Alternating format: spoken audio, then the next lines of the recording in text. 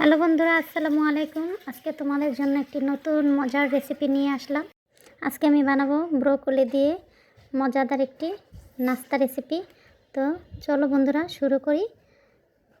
এই তো বাটিতে আমি পেঁয়াজ কুচি, তারপরে টমেটো কুচি, তারপরে নিয়ে নিব এখন কাঁচামরিচ কুচি। এরপর একে একে এর মধ্যে সব রকম মশলা দিয়ে দেব।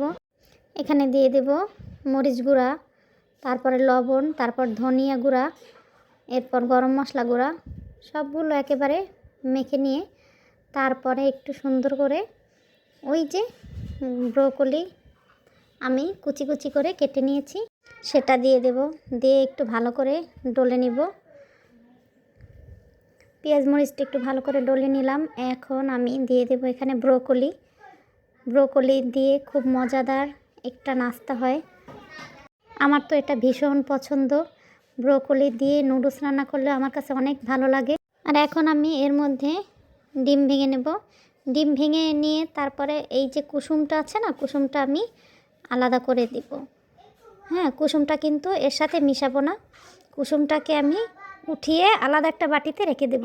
তোমরা যারা এই রেসিপিটা খাওনি তারা একবার হলেও ট্রাই করে দেখতে পারো। আসলে অনেক মজা এই রেসিপিটা। আমি তো একবার খেয়ে ফ্যান হয়ে গেছি। এই রেসিপিটা অনেক টেস্টি। এরপর আমি এই যে কুসুম দুটো উঠিয়ে রাখলাম আর ডিমের সাথে এই ব্রোকলিটাকে ভালো করে মিক্স করে দিব। এই তো আমার মিক্স করা হয়ে গেছে। খুব সুন্দর করে আমি মিক্স করে নিয়েছি। এবার চুলায় আমি একটি প্যান বসিয়ে দেব আর এর মধ্যে অল্প একটু তেল দিয়ে দেব। বেশি তেল লাগে না, অল্প একটু তেল দিলেই হয়ে যায়। তেল দেওয়া হয়ে গেছে। তেলটা যখন গরম হয়ে যাবে তখন আমি এই যে মিক্স করা সবজিগুলোকে দিয়ে দেব। এভাবে করে প্যানের মধ্যে একটু ছড়িয়ে দিতে হবে।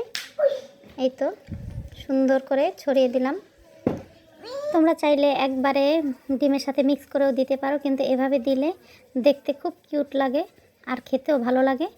এই তো খুব সুন্দর করে ছড়িয়ে দিলাম আর একটু ঢেকে দিলাম, যেহেতু সবজি আছে একটু যাতে সেদ্ধ হয়। মোটামুটি সেদ্ধ হয়ে গেছে। এখন আমি এই যে ডিমের কুসুমটা আছে না, ওটা খুব সুন্দর করে মাঝখানে দিয়ে দেব, সবজিটার মাঝখানে দিয়ে দেব এইভাবে করে। আর কুসুমটাকে সেদ্ধ হওয়ার জন্য একটু হালকা ঢেকে দেব, তাহলেই হবে। এভাবে করে নাস্তা বানিয়ে যদি খাও, বিশ্বাস করো আমার মনে হয় তোমরা এই খাবারটার ফ্যান হয়ে যাবে। খুবই মজাদার একটি খাবার। আমার নাস্তাটা হয়ে গেছে। এখন আমি দেখি কি অবস্থায় আছে। এই তো ঢাকনাটা তুলে নিলাম। হ্যাঁ, কুসুমটাও মোটামুটি দেখি সেদ্ধ হয়ে গেছে। এখন এই যে উঠতেছে না কেন, একটু নতুন তাওয়া তো উঠতে একটু সমস্যা হচ্ছে। যাই হোক, উঠে গেছে।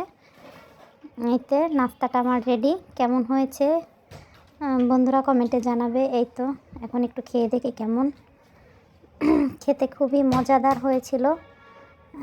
এই রকম নাস্তা তোমরাও বাসায় বানিয়ে নিতে পারো। আশা করি তোমাদের কাছেও ভালো লাগবে। তো আমার ভিডিওটি